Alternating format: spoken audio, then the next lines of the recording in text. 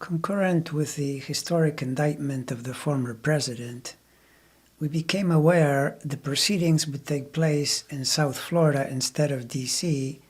in an apparent move by the Justice Department to avoid an almost certain challenge by Trump and his lawyers in regard to venue, since the alleged crimes took place at Mar-a-Lago in Florida. This meant judges assigned to the case would also be resident in that jurisdiction, and as the tale is told, Judge Aileen Cannon was the randomly assigned judge, with the chances being about 1 in 3, 4, or 5 that something like this might happen. Separately, I want to comment that it seems to me that the Trump era, and indeed the Orange malfeasant himself, have served to repeatedly throw light on the many norms, regulations, and laws that appear to be highly inadequate in their application to real-life situations. I mean, how is it possible that a judge already deemed to be either staggeringly incompetent or obviously in the tank for the orange cockroach, or both of those, as well as known to be very inexperienced, how does a judge like this get anywhere near a case of this magnitude? How is this even possible? She was rebuked by the 11th Circuit in strikingly direct terms. She was ultimately removed from what is basically an earlier version of this case, when Trump was doing what he always does: delay, delay, delay. So he asked for a special master shortly after the August 2022 raid, during which the FBI found a treasure trove of highly classified records at his Mar-a-Lago club, a request that seemed to make little sense, but which Aileen quickly seized upon to unleash her loose cannon personality as she sought to help out Trump with her crazy rulings, basically any which way and any way she could. Now, that this did not work, and that her rebuke came from a very conservative 11th Circuit Court of Appeals, and that 2 of the 3 judges were appointed by Trump, well, that's one thing. And bad as it was, at least the final outcome reflected the truth of things. Actual justice, what the Orange menace calls very unfair. But it's quite another thing to now bring her back, considering her previous behavior in a matter directly related to this very case. Why doesn't our system preclude this kind of charade? Or perhaps better said, this kind of danger, since it's one thing to have an amoral criminal ex-president, now up to his eyeballs as a defendant, but do we also need to include a stupid and corrupt judge in the mix? But such is life in America. Here we are.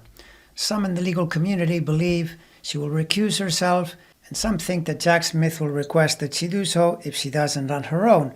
And I certainly hope either of those happens. And if it's Jack making the demand, then I hope the 11th Circuit grants his request, because loose cannon Aileen is a pretty obvious trumper. And the last thing we need is a federal judge carrying water for the president of Mar-a-Lago, but we have to keep in mind that just like Trump himself, those who follow or support him, in keeping with the adage that states birds of a feather flock together, well, such people tend to be dim-witted and therefore unwise. So it would not surprise me one bit if this sad excuse for a federal judge accepted the assignment and jumped back into the fray to try to assist the Orange man in his quest. I remember posting a few videos in the fall of 2022 in which I took a look at her day chart. We only know her birthday, but not her time of birth. And yet, it was still reasonably obvious from an astrological perspective that she was going to crash and burn due to a variety of planetary pressures from practically all the planets from Jupiter outward. Jupiter itself was due to make a station in late Pisces, which would seem pretty good in a trine to her Sun, but since at the same time it was also in a 150-degree aspect to itself, this wasn't nearly as good. And then transiting Pluto was also squaring it from Capricorn. Meanwhile, transiting Neptune was due to station square itself, which isn't very good, and transiting Eris was opposing Pluto, also not good. And the kicker and most indicative no force, the one that was going to doom her efforts, was the transiting Saturn moving toward a square to her Sun. And if you're looking for what would have inclined her to go rogue in the way that she did, the transiting Uranus opposite her Sun-Mercury midpoint would be a pretty good answer, since she was born on a Sun-Uranus conjunction and therefore likely fancies herself to be an independent, go-your-own-way person, but because the Uranus is too close to that Sun, also means she doesn't have a good handle on what independence and individuality really means, and so basically she maneuvered herself into a ditch. And if you want to know why she has an affinity for the orange cockroach and his criminal ways, look to her Sun in Scorpio near the degrees of his IC, the bottom of the chart, which suggests providing support, and in trine to his 12th sign Saturn-Venus conjunction, a literal, even if comically sad penchant for facilitating his criminal objectives. To that, add her Libra planets trining his Sun, achieving a similar result. However, that said, it's not all a bed of roses, because her Sun also squares his Mars, and the Libra planets square his 12th sign criminal planets, and Neptune conjoins his Moon while opposing his Sun, all of which suggests she may eventually directly or inadvertently hurt his objectives, or even outright betray his concerns. But for now, my suspicion is that she may not be smart and or principled enough to stay clear of the scoundrel ex-president, and so we may have to endure her shenanigans, at least for a period of time. And so we look at where the planets are now and where they will be from here until the 2024 election, since that would have to be the key period of time in this matter. Logic would tell us that since what Trump has been charged with is extremely serious and buttressed by what appears to be ironclad evidence, including powerfully self-incriminating actions as well as words right from the evil horse's mouth, his one and only play, aside from presenting totally outlandish theories and accusations that will go nowhere, is, as usual, to delay, so that the last thing he wants is a trial any time before November of 2024. And therefore, one would surmise this is where Judge Cannon would try to assist in any way she can. Now, the planets have, of course, moved forward since late last year. And so, probably most importantly for her, Saturn is no longer in a direct square to her Sun. And this does admittedly reduce the chances that, for example, she would be summarily removed by the 11th Circuit. But when you look at the rest of the planetary panorama, there's not a whole lot that is working for her in a supportive way. And indeed, in many ways, it seems to be doing the exact opposite. Neptune is due to station this year and trine to her Sun, and that would usually qualify as a helpful aspect.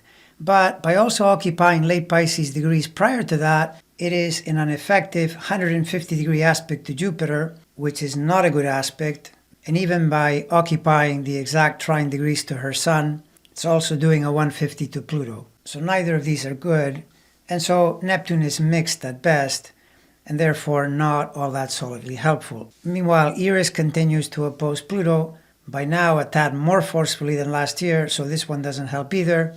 Saturn is no longer squaring her Sun degrees, true, but it is in line to station later this year, close to a sesqui square to itself and in direct square to her Uranus, which signals the checking, restraining, blocking of her so-called independent, go-my-own-way impulses. So again, this doesn't look too good either. And once done with all this, Saturn will cruise into 2024, moving toward opposing Mars and doing a 150 to itself. And this is not favorable at all. Transiting Jupiter through Taurus until the middle of next year is in the sign opposing her Sun, and this would incline her to overreach, to overconfidence, and even worse judgment than normal, and so it therefore becomes very unhelpful. And the Uranus transit is now barreling toward opposing her Sun, which will definitely egg her on to what I mention as going her own way on this, but being in opposition increases the chances of crashing and burning, as well as being denied. So, in summary, I will end by repeating that having said all this, I still hope she either recuses or is required to do so, in which case she would experience all of this astrological action mostly in her private life, which might still be unsettling for her, but would be much better for the rule of law in this country. However, I have to consider there's a very good chance that she will join the fray one more time.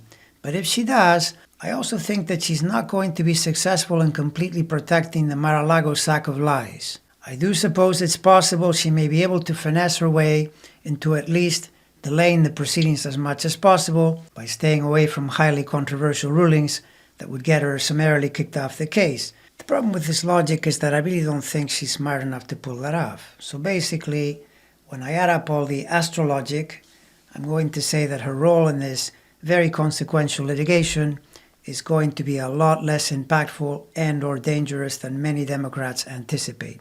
And so Aileen Cannon will turn out to be yet another disappointing outcome for the disgraceful ex-president.